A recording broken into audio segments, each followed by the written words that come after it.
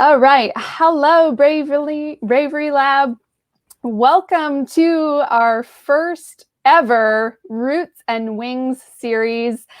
I am your host, Lindsay Hindle. I'm the host of the Bravery Lab. If this is the first time that we are meeting, welcome.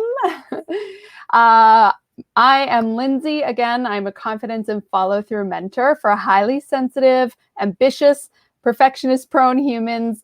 I help people gain the confidence, gain some clarity, gain some skills around life balance to really take their heart-led vision to the fullest, to really get themselves out there, but without driving themselves into the ground in the process. And as we know, being highly sensitive people, we need to take care of ourselves. And we can do big things with our big hearts, and we also get to do them in a way that values who we are, that respects our particular design. And my guests all of this week are beautiful humans from my Focus and Follow Through mentorship program. And I'm really proud of each and every one of them, of what they're up to in the world. And I'm so happy to have Partha here with me this evening, who we're going to talk about how to enrich your life with service. And as we know, a lot of us in the Bravery Lab are emerging entrepreneurs or are in careers or wanting to be in careers where we do our meaningful work in the world, right? Or that we're somehow giving back, that we're providing a service to the world. And my guest tonight, Partha, has this really in the works right now, right, Partha? Yes. Hi, Lindsay. Good evening. Thank you for calling me and inviting me. It's a great opportunity to be here. Thank you. I'm honored. Well, you are really walking your talk when we are talking about serving the world in a big way with a big heart. This is who you are. This is what you are up to in the world with your beautiful project. So I'd love for you to just give us a little brief, tell us a little bit briefly about what this vision is you're bringing to life right now. And then let's talk about where it started from. Where did the idea take root in you? And given, we'll talk about how you have wings to bring it to Vision Full Life now. Absolutely. So the vision at the Women Financial Advisors Network is to actually empower women to be financially independent, yet lead a balanced and meaningful life. And these are the women who have actually taken sabbatical or planning to take sabbatical, but for various reasons, they are not able to get back to work. And we want them to be entrepreneurs. We are basically creating entrepreneurs, and I would call either micro entrepreneurs or entrepreneurs in India and the world. And we have taken the first step towards that. So, going back to where it all started, what you asked, it's a very interesting story. This was 1996, and it's like 24 years ago. I was in a scooter or a bicycle, whatever you want to call it, and I was in a highway late night. I had this crazy idea of going to a spiritual a spiritual leader to meet, and I took the bike. I went on the highway between one state to another state in the south of India. And it was like 3 a.m. in the morning. I just didn't know what happened to me. And I had just hit the stationary truck, huge trailer truck, which carries the Honda motor vehicles, actually the car vehicles it was carrying. And I had just been literally blown away. And I luckily fell on the haystack because there's a farm out there, and I just didn't know anything. 3 days later, I wake up. I was totally unconscious, I believe. There was a small farmer couple with a very small facility they had, and there's nothing nearby at that time. 1996, no hospitals, nothing. This beautiful woman who's very, very divine, I call her an angel, the first angel I had met, she literally nursed me back to normalcy, where I got back in 3 days. And then she asked, okay, where do you want to go? Where do you live? I said, look, My family is in Bombay. Right now it's in between Chennai and Bangalore, but I want to go and meet the spiritual leader who is a little away from here. Could you buy me a bus ticket? I want to go there. That's it. That's all I knew. So her husband was insisting, no, no, we're going to send you home. I said, no, I don't want to go home. I want to meet the spiritual leader. I had this crazy notion that I need to meet the spiritual leader. And she was so kind. She put me on a bus and she paid the bus conductor my ticket price. And she said, and also she gave me some money and she said, go ahead. And Wow. that was like, And these were complete strangers. You didn't know them. They absolutely, literally picked you up off the side of the road after your bicycle accident, took you home, and yeah, nursed you back to health. yes, yes. Incredible. Incredible And kindness. absolutely random kindness, and that too, I was told in coma for 3 days. Yeah. Just didn't have any idea at all. I was unconscious. So from that moment on, something kept me that I want to do something for women. Because in India, yes, not just India, everywhere it's there. There is a wage gap, there is a pay gap, there is gender inequality is very high. So I really that seeded me. That incident literally seeded me, and I was working towards it. Then finally, it came in 2016. That's about 20 years later, where during one of my life coaching sessions with one of my life coaches earlier, I said, look, it's been 20 years. I haven't done anything. I want to do something. So that sparked off, and I started working on it. And we put together a crowdfunding campaign, and we did a financial wellness campaign where we did a 1 day program for 500 young women of 19 years old. They are graduating. That was in a village because the incident for me happened in a village. I wanted to do it in a village. That's Mm. the reason I want to connect it, because those people are the ones who need it more. And that's why I thought, let me do it there. And it was the most soul satisfying work I had done in almost 25 years at that point of time, Wow. my work experience. But it didn't stop at that. I thought I'm still not doing much. So what kept me going is I kept going back to a lot of places to meet rural women in India and ask them, what do you really want? They said, look, what we want is a good job or entrepreneurship that we can do so that we don't need to depend on our husbands, and we can take care of ourselves and also of our children, and we really want to give them good education. So that kept me again thinking. I said, what can be done? And that's when last year we started this Women Financial Advisors Network as a first step, where we thought, okay, there is also one more reason that it happened, is that it's not just the rural. I found out even urban women needed this in terms of financial independence. I was under the assumption it's only the rural people who need it, but I found out a lot of urban women who have taken sabbatical and want to take sabbatical, but they don't have a choice. I thought, why not we do that? And then from the urban, we can go to rural, because one of the challenges with the rural is that reaching is a language barrier, because Mhm. India has main languages more than 26, and dialects are like in hundreds. So we need to really work on languages basically to get to them. So I thought, let's start with English, and we tied up with quite a few US companies like Garrett Planning Network for financial Mhm. planning, and with Sage Financial Solutions for coaching, Sandra Davis, and with you for holistic wellness for coaching. And we launched this beautiful Design Your Life in 90 Days program. And that's been a beautiful, I would say, a transformation that we could see among the pilot project members who joined us, the charter members. And we now moved to the full 9 month program, and it's been really, really an amazing journey. I would say this 24 years it took the vision to reach out. Yeah.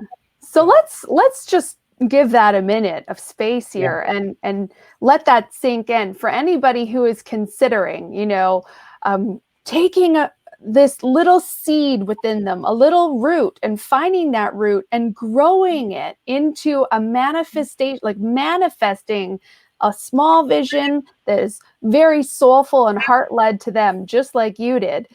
Some of the steps that you took were, number one, kind of doing an experimental project to begin with, right? To just kind of see, oh, how can we bring people together?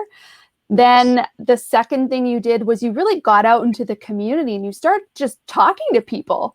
Like there was nothing stopping you from doing that. It was your curiosity, it was your willingness to connect and just have conversations that informed exactly the base idea that then you started to work with, to bring your passion, this passion within you to be of service to the world, to be of service to women, and you actually start to make that tangible. And the reason why I want to highlight that is because we have a lot of people in the Bravery Lab that are just at this beginning stage, right? They're cultivating an idea. They're starting to get excited about their gifts, but they're still a little bit hesitant. Can I do this? Can I manifest this? Can I make it real? And so I wanted to highlight a few of the things that you did, a few of the steps that you did along your journey, because I think it's really important. Sometimes we just imagine that people bring their vision to life and it just happens overnight and it's all like perfect. It all falls into place. Like somehow they have some special gift. And you are actually, you're a regular guy. And on top of that, you've also faced some challenges in your life. Absolutely. I wanted to highlight that. What people call as regular, I'm not really regular in regular sense, which people would think of, because I was diagnosed with bipolar disorder in 1990. It's been 30 years I've been having this. But what I could say is, if I can, with my bipolar disorder, live, survive, thrive, and make my vision come true, I think anybody can do it, literally speaking. And also, I want to highlight this fact. I dropped out of my college in the final year thinking that I want to be like Steve Jobs and Bill Gates, and I started my own. And I was inspired by them. If they can do it, I can do it.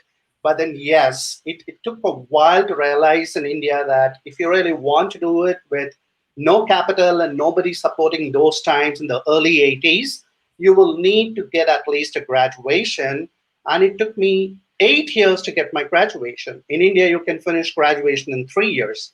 So if I can do it with completing 8 years to do a graduation and thriving with my bipolar disorder, because a lot of people think mental health is something, oh, it's very restrictive and you cannot do. In fact, my doctor told me the very first time when he met, you can just do only this job. You cannot do anything else. Do monotonous job. Yeah, do just monotonous job. Don't get into anything. Don't get into stressful stuff and whole lot of things. I said, no, I want to be doing as normal as anyone else can do it, if not better. So that didn't stop me at all. And one of the biggest, I would say, luck or whatever I would say, I've been surrounded by angels. I have to point out there are so many women and some few good men, yes, have really been through my life journey, who have just been so generous, just like that person. I still remember that angel's face in 1996, how she helped without any expectations and brought me back, nursed me back to health. And throughout this journey from 96 to now, I have been literally having so many angels in my lives.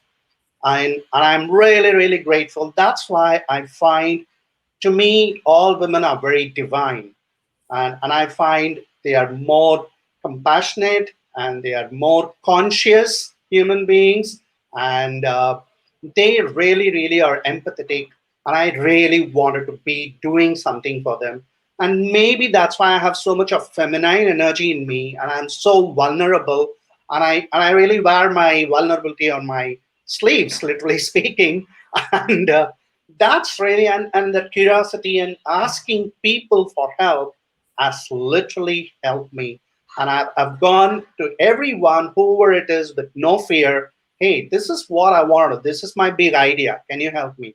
People have Wow. really done that, actually. I remember in 2010, without meeting Cheryl, I was telling Prajakta, my wife, I want to bring Garrett Planning Network to India. She was like, you're absolutely nothing here. You're just a small person out here. How am I going to meet her? How am I going to convince her? I said, I don't know. But it really happened 10 years down the line. And Cheryl is a beautiful human being. Cheryl is a wonderful friend. I don't know, she might be watching it here. And she's a mentor, and now she's a partner. So we have brought Garrett Planning Network to India, basically to change the game in India of how financial planning is done in India.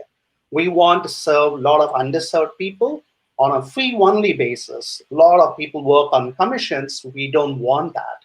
So it's like just going to a doctor for just an hour and then you pay the fees. That's about it. So there's a lot of game changing stuff we are doing it, and I think it's just that uh, the boldness and the willingness and the curiosity and not being fearful and just being Mm, open and transparent have helped me. And I yeah. think that being able to use my bipolar disorder in a positive, in a very positive way, because I get a lot of ideas too. So that helps me actually. Yeah. Yeah. It's beautiful. And what I really love is that willingness to approach and ask for help. And I know a lot of people sometimes are intimidated when they are becoming they're an emerging entrepreneur, or they're putting a project or vision or even a book together or something. We've got a lot of artists, emerging writers, emerging healers in this group, the Bravery Lab.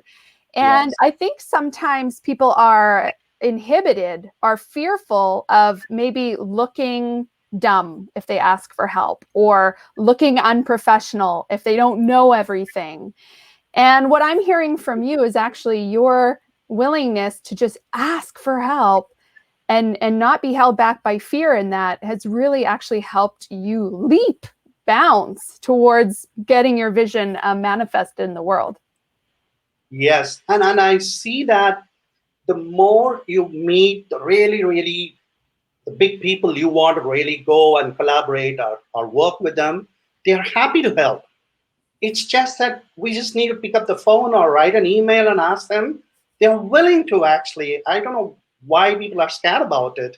So that's something I never had that fear. That's really worked in my favor. Yeah. Amazing.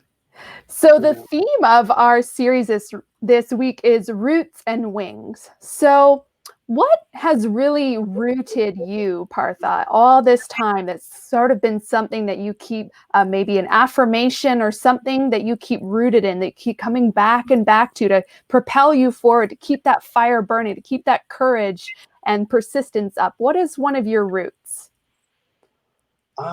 If I have to say, one of my roots is, I think, equanimity. Equanimity is something, because of my bipolar, one of the things I really look at is equanimity. So I'm really aware of it. That grounds me.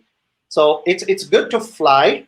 It's good to fly. We all love to fly with a lot of ideas, but also, like what you always say in the coaching sessions, need to be coming from a grounded reality as well. Feet And on the ground. feet on the ground, and that equanimity actually helps a lot in terms of taking it, because, and from that equanimity comes the resilience factor, because when we go through this journey we are going to have lots of ups and downs, and being in the financial services, it's like the stock markets, it's going to be up and down, but you need to be prepared for that. So this whole idea of that I just go about doing it with no expectation, but it's just putting that intent. The intent is the most clear thing, and the equanimity, these two things really work, keep me grounded and make me move forward, despite a lot of challenges, actually.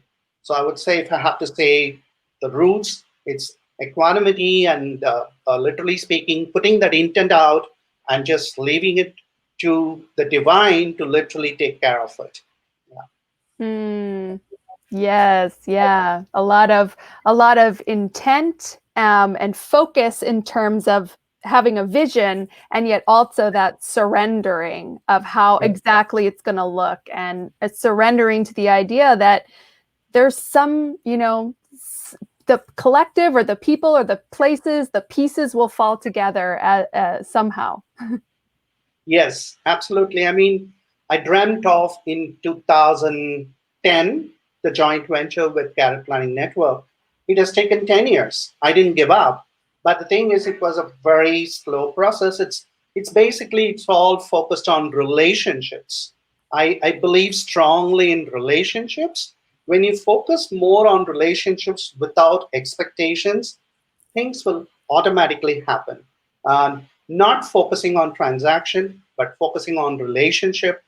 I think the transformation just works beautifully, actually. And when they buy into the vision and the clarity with which we are able to speak to people, this is what I want to do. Can we work together? I think at some point of time, it's going to happen, but we really don't need to chase it. A lot of people believe in chasing. We don't need to do that. Yeah. Mm-hmm. For sure. Wow, Partha. Well, it's really amazing. Just to sum up part of your journey, just some words that we can see with your journey, having your heart, your heart really got rooted in this idea of giving back. You experienced this kindness of these strangers that looked after you, helped heal you and send you on your way, and that stoked that fire to want to give back. And you kind of let that settle in for years and eventually started to take action on it. And yet, with patience and persistence, overcoming all kinds of challenges, including people telling you that you'd never be able to do, what you're doing, and to really be manifesting your vision now with that full vulnerability of asking for help, that passion that you have, and of course staying grounded, keeping your feet on the ground with balancing, has all led you to the beautiful place that you are in today. If you had to leave our viewers with one or a couple of key takeaways, what would you like to say to people that were just like you? Maybe they have an idea. They've got this part of them that really wants to be in service to humanity, or in service to their family, or in service to their community, and they're just thinking about it, but they're scared. What would you say to them? I would say it's that famous Nike slogan, just do it. Just do it. I think that beautifully fits in. Just do it. And then the alignment, the purpose is there. Just go about doing it on an everyday basis towards that long-term goal. It's bound to happen one day or the other. So, like Leo Burnett says, the famous advertising guru, when you reach for the stars, you may not quite get one, but you won't come up with a handful of mud either. So that's a beautiful, beautiful line I love so much. When you reach for the stars, you may not quite get one, but you won't come up with a handful of mud either. So I think that sums up beautifully in terms of optimism and going for it, actually. Yeah.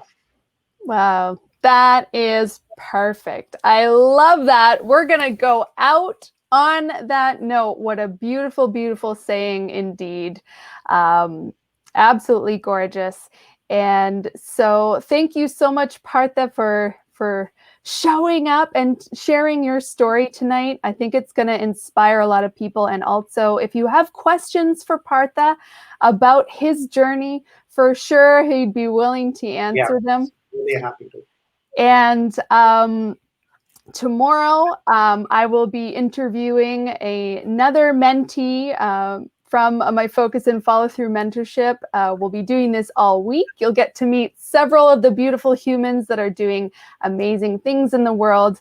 And thank you so much, Partha, for sharing a piece of your journey with us. And thank you, Lindsay, for doing an awesome job on all of us. And really, really grateful to you for all the work you do. And you inspire and motivate all of us. Thank you so much. Beautiful. Thank you. Bye for now. Bye. Bye.